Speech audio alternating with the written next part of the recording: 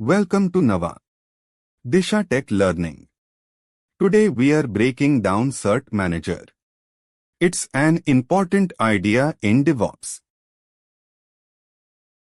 So, what is Cert Manager? Cert Manager automates TLS certificate issuance and renewal inside Kubernetes. It's one of the core ideas in DevOps.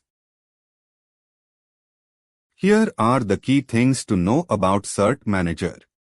First, ACME support lets encrypt via HTTP 01 or DNS 01. Also, issuers and cluster. Issuers. Another key point, certificate. Request and order resources. On top of that, integrates with Ingress and Gateway API. Finally, prevents expired certificates in production. And that's Cert Manager in simple terms. Come back for another DevOps concept tomorrow.